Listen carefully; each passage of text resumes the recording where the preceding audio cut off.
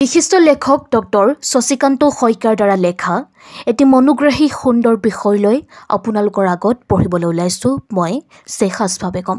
শিৰোনাম সপোন, মানুহৰ জীৱনৰ অদৃশ্য শক্তি। সপোন নথকা মানুহ, সপোন নেদেখা মানুহক এটা জীৱন্ত শৰীৰৰ মৃত আত্মাৰ সৈতে তুলনা কৰা হয়। সপোনহীন মানুহক তৰাবিহীন বিশাল আকাশ বা নিৰ্দেশহীন নাৱৰীয়াৰ লগতো তুলনা কৰা হয়। সপোনৰ অভাৱত জীৱন অৰ্থহীন হৈ পৰে আৰু স্থবিৰ হৈ পৰে। মানুহৰ জীৱনটো এখন সাগৰৰ দৰে। এই সাগৰত মানুহে আগুৱাই যাবলৈ লক্ষ্য আৰু উদ্দেশ্য অতীৱ প্ৰয়োজন। লেখক সাহিত্যিক হোমেন বৰগোহাঞিয়ে এই প্ৰসংগত এষাৰ বৰ সুন্দৰ কথা কৈ গৈছে। তেওঁ কৈছিল, যি মানুহৰ সপোন নাই সেই মানুহৰ জীৱন মৰুভূমি সদৃশ। সপোন নথকা মানুহৰ সৈতে অনেক উপমা তুলনা দেখা পোৱা যায়। সপোন নথকা মানুহক ডালপাত নথকা গছ, পাখি ভঙা চৰাই, বালিত বৈ যোৱা নৈ আৰু তৰাহীন আকাশৰ সৈতে তুলনা কৰা হয়। গছৰ ডালপাতেই গছজোপাৰ বাবে সৌন্দৰ্য। যদিহে সেই গছৰ ডালপাত নাথাকে তেন্তে ফল ফুলৰ কোনো মাদকতা নাথাকে, সৌন্দৰ্য নাথাকে। এখন নীলিম পাৰাপাৰহীন আকাশৰ বাবে তৰাই সকলো। তৰাই জিলমিলাই থকা আকাশৰ সৌন্দৰ্য সদায় অনুপম আৰু অনন্য। তৰাবোৰে আন্ধাৰক পথ দেখুৱাই দিয়ে, আন্ধাৰত আশাৰ জ্যোতি পয়। একেদৰে সকলো চৰাইৰ বাবে পাখিজোৰেই মূল শক্তি। পাখি নাথাকিলে চৰাই কেতিয়াও উৰিব নোৱাৰে, আগুৱাব নোৱাৰে। পাখিজোৰ হ'ল চৰাইৰ বাবে অনুপ্ৰেৰণা, শক্তি আৰু সৌন্দৰ্য। তদনুৰূপভাৱে এখন নদীৰ বাবে সৌন্দৰ্য হ'ল পানী।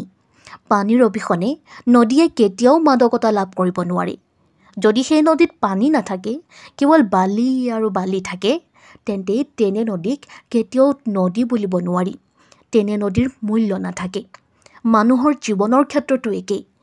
মানুহৰ জীৱনত সপোন নাথাকিলে ঢৌৰ গতিত লক্ষ্যহীন হৈ পৰে মানুহৰ জীৱন। সপোনহীন জীৱন এনে এটা ৰাতি য'ত কোনো তৰাৰ জিলমিলনি নাথাকে, কেৱল আন্ধাৰ আৰু আন্ধাৰ।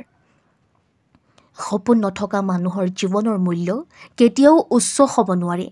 কেতিয়াও মানুহে তেনে জীৱনৰ মাদকতা অনুভৱ কৰিব নোৱাৰে, স্পৰ্শ কৰিব নোৱাৰে। সপোনহীন মানুহ কেৱল শৰীৰটোলৈ জীয়াই থকা বুলি কোৱা হয়।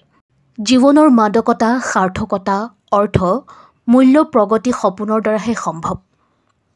সেয়ে হয়তো সাহিত্যই হওক, সংস্কৃতিয়ে হওক, দৰ্শন, চিন্তা, ভাৱনাই হওক, মানুহৰ জীৱনত সপোনক জীৱনৰ প্ৰাণ বুলি অভিহিত কৰা হয়। এগছি বন্তিৰ যেতিয়া শিখা নাথাকে তেতিয়া সেই বন্তিগছি অৰ্থহীন হৈ পৰে। মানুহৰ জীৱনো ঠিক তেনেকৈয়ে। সপোন নাথাকিলে অৰ্থহীন হৈ পৰে। মানুহৰ জীৱনৰ লক্ষ্য হ'ল গতি, পথ, উচ্চাকাংক্ষা, স্বাধীনতা, আশা, প্ৰেৰণাৰ বাবে সপোন হ'ল এক অদৃশ্য শক্তি। অনুৰূপ ধৰণে মানুহৰ জীৱনটো সপোন নাথাকিলে তেনে জীৱন নিষ্প্ৰাণ বুলি কোৱা হয়। মানুহে সপোন দেখি সপোনক বাস্তৱত ৰূপায়িত কৰিব খোজে। সপোন নেদেখা মানুহৰ সংখ্যা বোধকৰোঁ পৃথিৱীত অতি কম। সপোনেই হৈছে মানুহৰ জীৱনৰ দিশ নিৰ্ণয় কৰা কম্পাছ। মানুহৰ জীৱনত সপোনে হৃদয়ক জোকাৰণি তোলে, ভৱিষ্যতৰ ৰূপৰেখা আঁকি দিয়ে। মানুহৰ জীৱনৰ সপোন কেতিয়াও কেৱল কল্পনা হ'ব নোৱাৰে। ই এক আত্মবিশ্বাস আৰু লক্ষ্যৰ সমষ্টি, য'ত জীৱনে গতিশীলতা প্ৰদান কৰে। সপোনৰ প্ৰয়োজনীয়তা কোনেও নুই কৰিব নোৱাৰে। সপোনে মানুহক সমস্যাৰ মাজত আগুৱাবলৈ প্ৰেৰণা যোগায়, সংঘৰ্ষৰ মাজত জীয়াই থাকিবলৈ শক্তি দিয়ে। সপোনে সদায় মানুহক নতুন সম্ভাৱনাৰ বাট মুকলি কৰে, দুৱাৰ খোলে। জীৱনত যদিহে লক্ষ্যৰ অভাৱ হয় তেন্তে তেনেই জীৱন অৰ্থহীন হৈ পৰে। সপোনে মানুহক জীয়াই থাকিবলৈ প্ৰেৰণা দিয়ে, জীৱনৰ আগুৱাই যোৱা গতিক অৰ্থবহ কৰি তোলে। মহাত্মা গান্ধীয়ে জীৱনত সপোন দেখিছিল ভাৰতবৰ্ষক স্বাধীন কৰি তোলাৰ, আৰু তেওঁ সেই সপোন বাস্তৱত ৰূপায়িত কৰি তুলিছিল। মহাত্মা গান্ধীয়ে দেখা সপোনে সমগ্ৰ ভাৰতবাসীক একেডাল সূতাৰে বান্ধি সম্পৰ্ক কটকটীয়া কৰি তুলিছিল।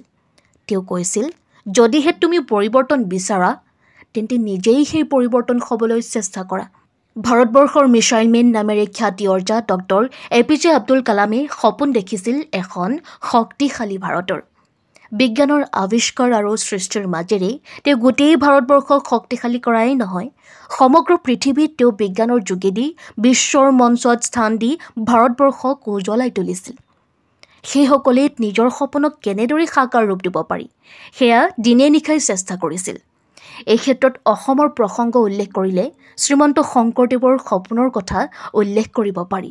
শ্ৰীমন্ত শংকৰদেৱে সপোনক বাস্তৱ ৰূপ দিবলৈ কিমান যে সাধনা কৰিছিল তাৰ লেখজোখ নাই। সেই সপোনক বাস্তৱত ৰূপ দিবলৈ যাওঁতে কিমান যন্ত্ৰণা, তিতা মিঠা অভিজ্ঞতা লাভ কৰিবলগীয়া হৈছিল, সেয়া তেওঁৰ জীৱন পৰিক্ৰমা অধ্যয়ন কৰিলেই জানিব পাৰি। শংকৰদেৱে দেখা সপোনৰ যোগেদি অসমীয়া সংস্কৃতিক ব্যতিক্ৰমী ৰূপত সমগ্ৰ বিশ্বতে প্ৰতিষ্ঠা কৰাৰ প্ৰয়াস চলাইছিল। অসমীয়া ভাষা সংস্কৃতি উত্তৰণৰ ক্ষেত্ৰত সেয়া এক প্ৰকাৰৰ নৱজাগৰণ সৃষ্টি কৰা বুলি ক'ব পাৰি। অসমীয়া ভাষা সংস্কৃতি উত্তৰণৰ বাবেই তেওঁ সপোন দেখিছিল আৰু সেই সপোন বাস্তৱত ৰূপায়িত নোহোৱালৈকে ত্যাগ কৰা নাছিল। এশৰণ নাম ধৰ্ম ভাওনা আদিৰ যোগেদি তেওঁ সৃষ্টিৰাজিক আজিও অমৰত্ব কৰি ৰাখিছে। বিশ্বৰ বিভিন্ন প্ৰান্তত এনে বহু ব্যক্তিয়ে সপোন দেখিছিল, যি সপোনেই তেওঁলোকক শান্তিৰে শুবলৈ দিয়া নাছিল। মাৰ্টিন লুথাৰ কিং জুনিয়ৰে আমেৰিকাৰ বৰ্ণবৈষম্যৰ বিৰুদ্ধে যুঁজ দিছিল আৰু তেওঁ সেই যুঁজৰ মাজতে কৈছিল, আমেৰিকাক আগুৱাই নিয়াৰ বাবে তেওঁ সপোন দেখিছে। এদিন সেই সপোনে আমেৰিকানসকলৰ মাজত সৰু বৰ ভেদাভেদ নাইকিয়া হ'ব। তেওঁ সপোনক সাকাৰ ৰূপ দিয়াৰ ফলত এখন সমতাপূৰ্ণ সমাজ গঢ় লৈ উঠিছিল।